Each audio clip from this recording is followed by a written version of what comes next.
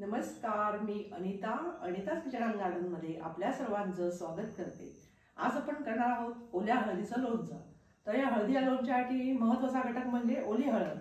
तर ती कालच आम्ही आमच्या बागेतून हळद काढली आहे। तर म्हटलं चला आज आपण लोणचं करूया।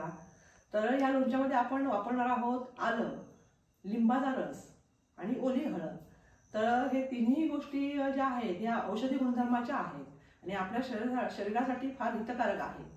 तर हळद तर आपल्या सगळ्यांना माहितीच आहे, अँटीबॅक्टेरियल आहे। तसंच जी लिंबाचा रस आपण वापरणार आहोत, लिंब, त्याच्यामध्ये व्हिटॅमिन सी भरपूर असतं, ते देखील आपल्या शरीरासाठी फार आवश्यक असतं। तसंच आलं जे आपण वापरणार आहोत ते देखील पाचक आहे।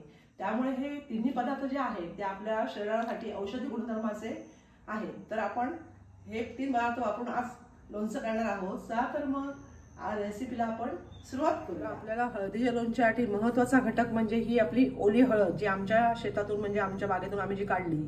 तर ती अर्धा किलो हळद मी ओली हळद घेतलेली आहे आणि ह्या 100 ग्रॅम मी हिरव्या मिरच्या घेतलेल्या आहेत, 50 ग्रॅम मी हे अद्रक घेतलेलं आहे, आलं घेतलेलं आहे आणि ही 12 लिंब आहेत। या लिंबामधून मला 50 ml रस हवा आहे लोणच्यासाठी। तर मी हा लिंबाचा रस काढून घेणार आहे 50 ml।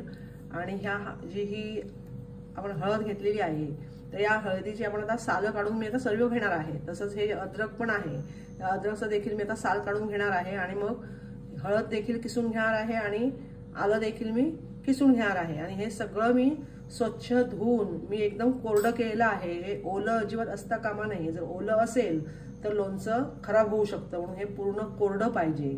तर हे पूर्ण धुवून स्वच्छ कोरडं करून घ्यायचं आहे। चला तर मग आपण आता पुढच्या कृतीला सुरुवात करूया। तर आपली हळद आता आपण साली काढून घेतलेल्या आहेत, ती छान दिसते बघा। हळद आपली ऑरेंज कलर एकदम आलेला आहे। तर आपण ही आता किसून घेणार आहोत। तसंच हे आलं आहे, अद्रक, ह्याची देखील आपण साली काढलेल्या आहेत आणि हे देखील आता आपण किसून घेऊया।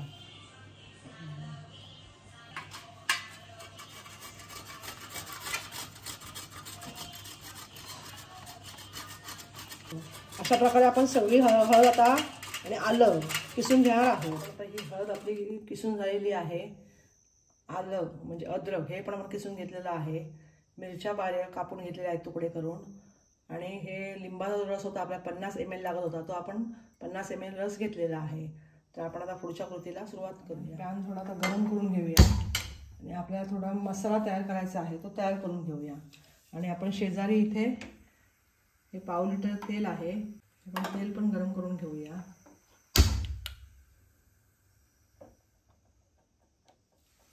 तर आपण ही 1 चमचा मोठा 1 टेबलस्पून बडीशेप घेतलेली आहे, ती आपण भाजून घेऊया। चालेल, थोडीशी परतली की लगेच आपण ही मोहरी डाळ आहे 50 ग्रॅम घेतलेली, ती देखील आपण थोडी परतून घेऊया। फक्त जरा परतायची आहे, जास्त तिला भाजायची नाही। ती दाणे आहेत, जास्त घालायचे नाहीत, नाहीतर कडू होईल लोणचं। हे मीठ आहे, हे मीठ देखील आपण आता थोडं भाजून घ्या। 2 मोठे चमचे आहे मीठ घातलेलं, 50 ग्रॅम आहे वजनामध्ये। आणि त्यामध्ये आपण हे थोडंसं सेंधव मीठ देखील घालणार आहोत। तर सेंधव मीठ आपलं 2 मोठे चमचे आपण मीठ घातलेलं आहे पांढरं, आणि हे 1 चमचा मी सेंधव मीठ घालते आहे, याचा स्वाद खूप छान येतो लोणच्यामध्ये। साधारण हे सगळं मीठ 50 ग्रॅम घातलेलं आहे, टोटल मीठ 50 ग्रॅम घातलेलं आहे। आता गॅस बंद करूया।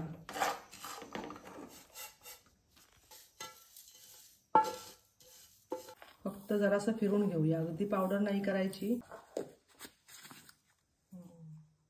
चला आता आपण हे लोणचं सगळं जे घेतलं होतं आता मिक्स करून घेऊया। आता आपण हे मिरच्या आणि हळद मिक्स केली आहे आणि हे आता थोडंसं आलं आहे, ते देखील आपण मिक्स करणार आहोत। व्यवस्थित आपण हे ढवळून घेऊया। आणि आता ह्यामध्ये आपण हा रस जो काढलेला आहे, हा रस देखील आता घालूया।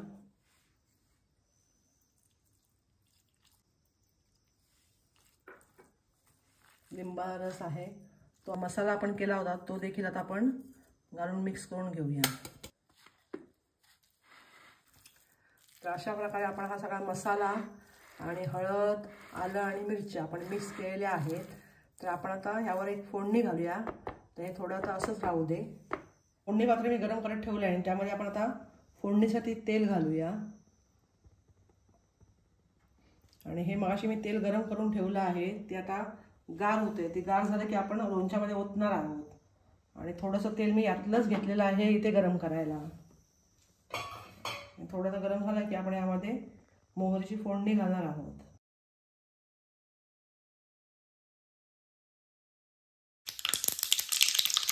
एक चमचा मोहरी घातलेली आहे आपण. आणि थोडंसं तेल गार झालं की आपण हिंग घालणार आहोत.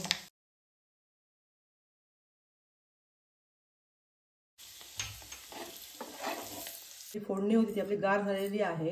हे फोडणी गार झाल्यावर मी ह्यामध्ये एक थोडंसं कलरसाठी लाल तिखट घालते आहे. प्लेन लाल तिखट आहे हे. हिरव्या मिरच्या घातलेल्या आहेत त्यामुळे लाल तिखट मी जास्त घालणार नाही आहे. पण तुम्हाला जर हिरव्या मिरच्या घालायच्या नसतील, तुम्ही हिरव्या मिरच्या नाही घातल्या तर मग तुम्ही लाल तिखट तुमच्या चवीनुसार तुम्ही जास्त वापरा. चला आपण आता ही फोडणी लोणच्यावर ओतून घेऊया.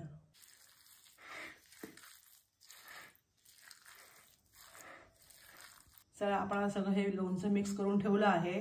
एक रात्रभर मी असं झाकून ठेवणार आहे आणि उद्या सकाळी आपण ते पुन्हा मिक्स करून नंतर बरणीमध्ये भरून नंतर आपण तेल मिक्स करणार आहोत, तेल ओतणार आहोत. आपण आता हे रात्रभर झाकून ठेवूया. रात्री आपण हे लोणचं हळदीचं मिक्स करून ठेवलं होतं आणि आता आपण हे दुसऱ्या दिवशी बघतो आहोत. तर आता छान हे मुरलेलं आहे आणि मस्त असा सुगंध सुटला आहे हळदीच्या लोणच्याचा.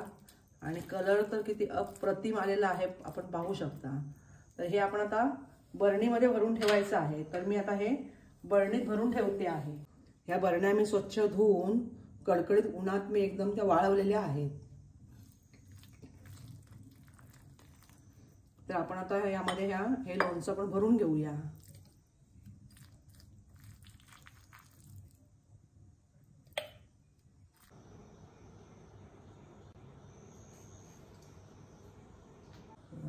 तर मी हे तेल घेतलेलं आहे आणि गरम करून मी ते अगदी गार केलंय.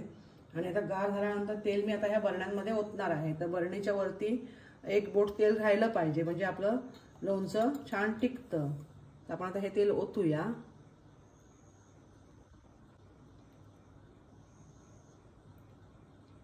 तर हे लोणचं आता खाण्यासाठी 15 दिवस आपण हे मुरत ठेवणार आहोत. त्यानंतर हे खाण्यासाठी आपल्याला तयार होईल.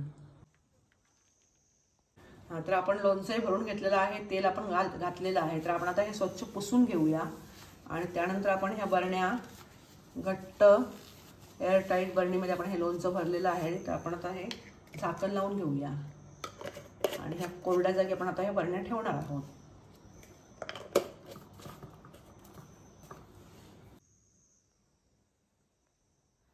अशा प्रकारे आपलं जे हळदी लोणचं आपण घातलेलं होतं ते आपलं तयार झालेलं आहे.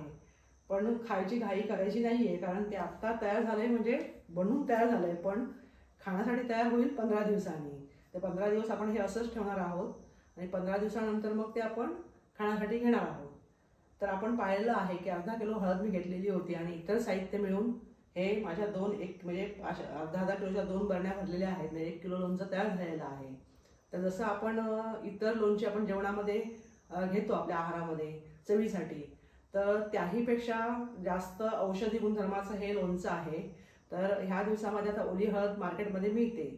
तर आपण आवर्जून हे हळदी लोणचं करा, अशा पद्धतीने करा आणि ते आवर्जून जेवणामध्ये घ्या. कारण ह्यामध्ये जे आपण सर्व घटक वापरले आहेत ते सगळे औषधी गुणधर्माचे आहेत. आणि वर्षभर तुम्ही हे लोणचं बाहेर जरी ठेवलात तर अजिबात खराब होत नाही. आणि जर तुम्ही फ्रीजमध्ये ठेवलात तर ते तुम्हाला तेलही जास्त वापरण्याची गरज नाही, ते खूप चांगलं राहतं. आणि फ्रीजच्या बाहेर मध्ये जर तुम्ही ठेवणार असाल तर तुम्हाला थोडंसं तेल जास्त वापरायला हवं. बरणीच्या लोणच्याच्या वरती 1 बोट तेल हवं. आणि जर फ्रीजमध्ये ठेवणार असाल तर तेल अगदी कमी वापरलं तरी देखील चालू शकतं. तर मुळात ह्या लोणच्याची जी चव आहे ती फारशी कोणाला आवडत नाही. तर कारण ते मुळात तुरट असतं आणि थोडंसं कडवट लागतं. ते इतर लोणच्यासारखं लागत नाही बरं का. तर जरी तसं नाही लागलं तरी पण ते खायचं असतं. आपल्या आहारामध्ये हे आपण घेतलं पाहिजे, म्हणजे खाल्लंच पाहिजे, जरी तुरट असलं कडू असलं तरी देखील. आणि जर तुम्हाला अगदीच नाही आवडत आहे तुरट आणि कडू, तर मग तुम्ही एक गोष्ट करायची की या लोणच्यामध्ये आपण ज्यावेळी सगळं हे मिक्स करतो त्यावेळी 1 चमचा गूळ घ्यायचा आणि तो चांगला वितळवायचा फोडणी पात्रामध्ये. आणि तो वितळलेला गूळ आपण या मिश्रणामध्ये मिक्स करायचा, म्हणजे थोडीशी गोड चव येईल आणि तुम्हाला खायला त्याचा त्रास काही होणार नाही. पण मी ह्यामध्ये गूळ वापरला नाहीये, तर तुम्हाला हवा असेल तुम्ही वापरू शकता, नाहीतर अशा पद्धतीने हे अगदी ओरिजिनल हळदीचं औषधी गुणधर्माचं लोणचं जे आपल्या आहारामध्ये असायलाच हवं प्रत्येकाच्या. आणि ह्या लोणच्याची काळजी घ्यायची म्हणजे काय, ज्यावेळी लोणचं तुम्ही काढणार त्यावेळी तो कोरडा चमचा वगैरे वापरायचा, म्हणजे ओला चमचा घालायचा नाही किंवा ओला हात लावायचा नाही आणि कोरड्या जागी ठेवायचं. अशी काळजी घेतलात तर हे लोणचं खूप दिवस टिकतं आणि आपल्याला वर्षभर त्याचा आस्वाद घेता येतो. तर नक्की तुम्ही हे लोणचं करा आणि त्याचा आस्वाद घ्या. तर आशा करते की आपल्याला हा व्हिडिओ आवडला असेल. जर आवडला असेल तर इतरांना शेअर करा, व्हिडिओला लाईक करा, चॅनलवर नवीन असाल तर सबस्क्राईब करा. आपण आपला अमूल्य वेळ देऊन आमचा हा व्हिडिओ पाहिला त्याबद्दल मी आपल्या सर्वांचे आभार मानते, धन्यवाद देते. नमस्कार.